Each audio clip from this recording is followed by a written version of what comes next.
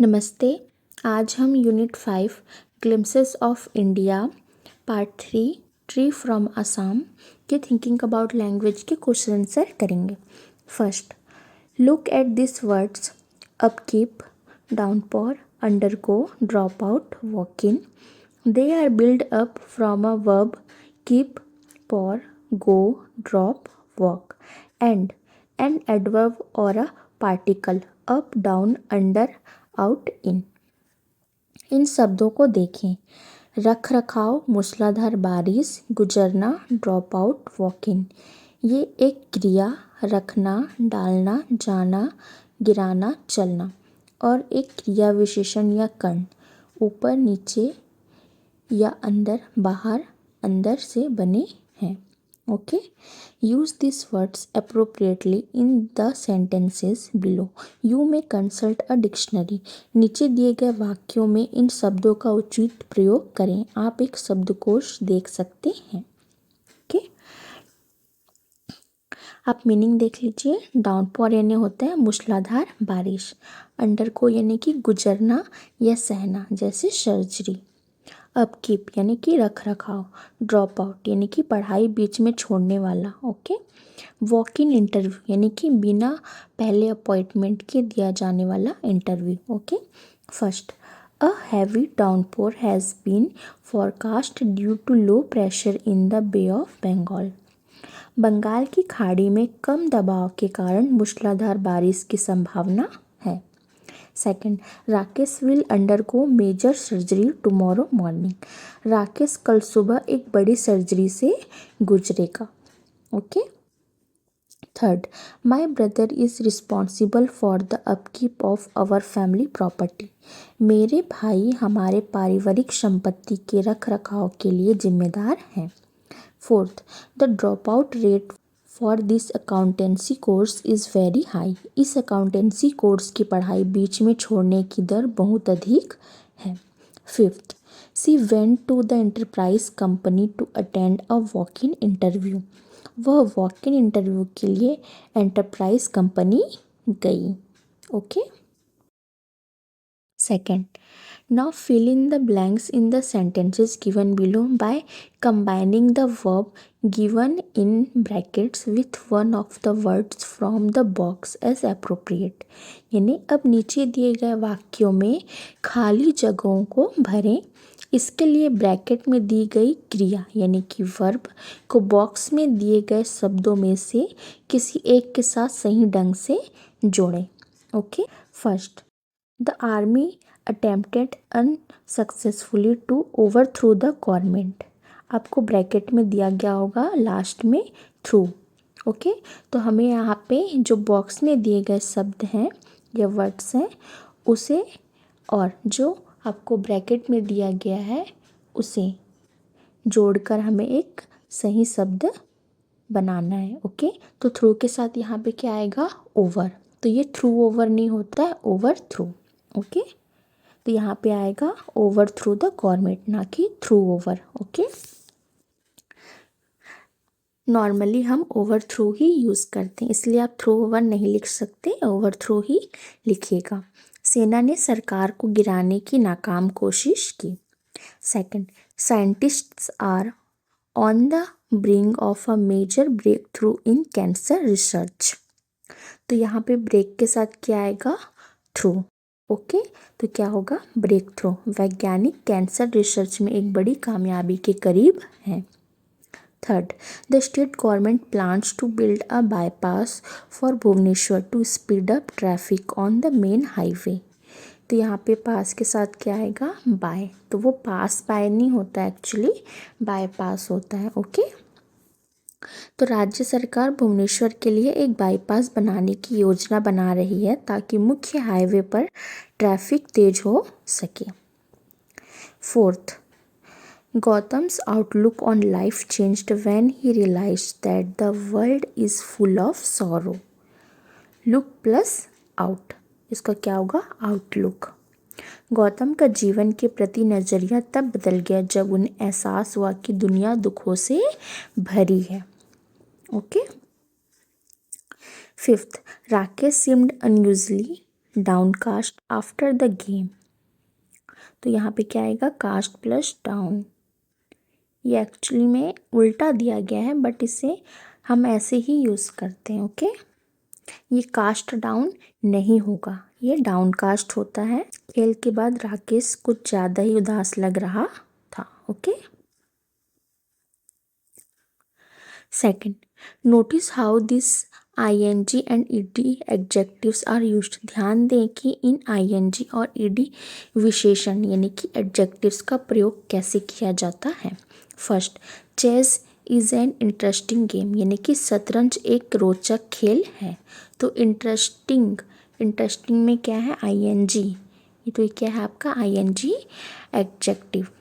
Second, I am very interested in chess, यानी कि मुझे शतरंज में बहुत रुचि है। यहाँ पे आपका ईडी एडजेक्टिव है। Okay, second, going trekking in the Himalayas this summer is an exciting idea, यानी कि इस गर्मी में हिमालय में ट्रैकिंग पर जाना एक रोमांचक विचार है। We are very excited about the track, यानी कि हम इस ट्रैक को लेकर बहुत उत्साहित हैं। Third, are all your school books this boring, यानी कि क्या आपकी सभी स्कूली किताबें इतनी उबाऊ है। Second, he was bored as he has no friends there, यानी कि वहाँ उसका कोई दोस्त नहीं था इसलिए वह ऊब गया था। ओके, तो आप यहाँ पे ध्यान रखिएगा, ing एडजेक्टिव तब लगता है जब आपसे पूछा जाए किसी चीज़ या सिचुएशन के बारे में, मतलब कि वो चीज़ कैसी है। जैसे मैं आपको फर्स्ट में दिया गया है, chess is an interesting game, यानी कि शतरंज एक रोचक खेल है। मतलब आप खुद से क्वेश्चन करिए कि शतरंज एक कैसा खेल है ना, कैसा गेम है, तो वो आपको बताएगा इंटरेस्टिंग गेम। ठीक वैसे ही सेकंड में आपको बोला गया है, इस गर्मी में हिमालय में ट्रैकिंग पर जाना एक रोमांचक विचार है। तो यहाँ पे कैसा थॉट है या कैसा आइडिया है, तो कैसा आइडिया है, एक्साइटिंग आइडिया है। वैसे ही ठीक थर्ड में है, are all your school books this boring, यानी कि क्या आपकी सभी स्कूली किताबें इतनी उबाऊ हैं। तो कैसी हैं स्कूल की किताबें, उबाऊ हैं। ओके, तो ing वाला तब लगेगा जब आपको मतलब कैसा है का आंसर मिले, वो चीज़ या वो सिचुएशन कैसी है। ठीक वैसे ही ईडी वाला एडजेक्टिव्स आप तब यूज़ करेंगे जब कोई इंसान कैसा फील कर रहा है वो बताया जाए, मतलब आप कैसा महसूस कर रहे हैं। जब आप खुद से ऐसा क्वेश्चन करेंगे तब आपको जवाब मिलेगा। जैसे I am very interested in chess, यानी कि मुझे शतरंज में बहुत रुचि है। मतलब किसी पर्सन के बारे में आपको क्या महसूस हो रहा है, आपको किस चीज़ में इंटरेस्ट है, आप क्या फील कर रहे हैं, ये बताना हो तब आप ईडी एडजेक्टिव यूज़ करेंगे। जैसे कि यहाँ पर्सन के बारे बता रहा है कि उसे शतरंज या चेस में इंटरेस्ट है। We are very excited about the track, यानी कि हम इस ट्रैक को लेकर बहुत उत्साहित हैं, यानी कि हम कैसे हैं, हम कैसा फील कर रहे हैं, तो एक्साइटेड फील कर रहे हैं। Okay, third, he was bored as he had no friends there, यानी कि वहाँ उसका कोई दोस्त नहीं था इसलिए वह ऊब गया था। तो यहाँ भी देखिए इंसान क्या फील कर रहा है, उसे कैसे लग रहा है ये बताया गया है।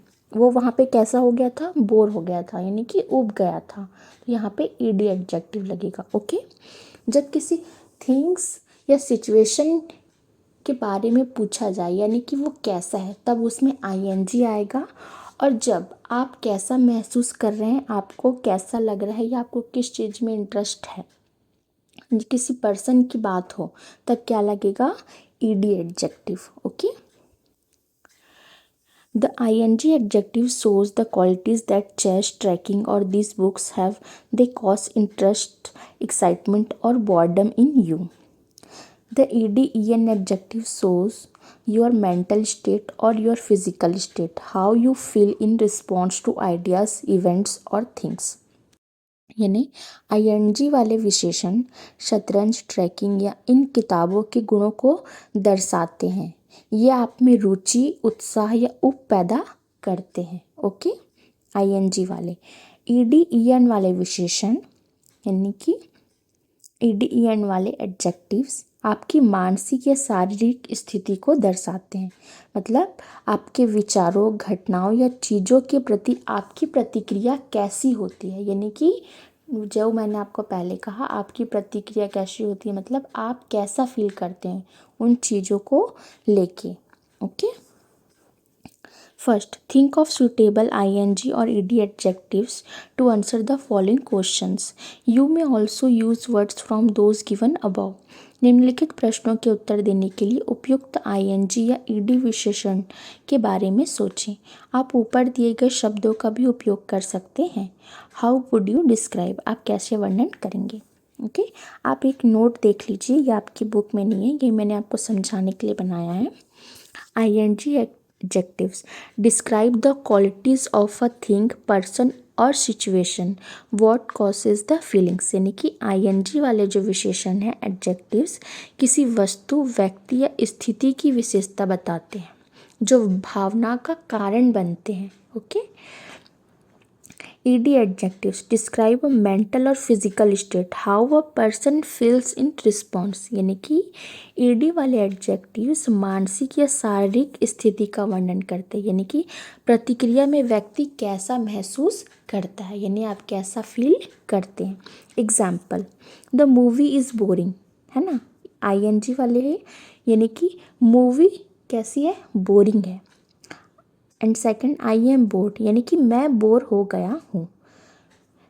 Third, the game is exciting, यानी कि गेम एक्साइटिंग है। Fourth, the player are excited, यानी कि प्लेयर्स एक्साइटेड है। अब आप ट्रिक देखिए, आईएनजी वाला कब होगा, जब आपके पास सिचुएशन हो कि वो कैसा है, थिंग्स या सिचुएशन वो कैसा है, आप खुद से क्वेश्चन करेंगे। जैसे कि फर्स्ट वाला देखिए, द मूवी इज़ बोरिंग, यानी कि मूवी कैसी थी, मतलब मूवी बोरिंग थी, है ना, ऐसा है, तो इसमें लगा है आईएनजी। ठीक, अब सेकंड वाला देखिए, ईडी, यानी कि कैसा महसूस कर रहा है, कौन महसूस करता है, पर्सन, तो आपको उसी का आंसर मिलेगा। आई एम बोर्ड, यानी कि मैं बोर हो गया हूँ। ओके, तो इसमें क्या लगेगा, ईडी। अब थर्ड वाले देखिए, द गेम इज़ एक्साइटिंग, यानी कि गेम कैसी थी, एक्साइटिंग थी, कैसा है क्वेश्चन आया, आईएनजी लगेगा इसमें। और द प्लेयर आर एक्साइटेड, यानी कि प्लेयर्स एक्साइटेड हैं, तो यानी कि आप कैसा महसूस कर रहे हैं, यानी प्लेयर्स कैसा महसूस कर रहा है, एक्साइटेड महसूस कर रहा है, तो उसमें ईडी आएगा। ओके,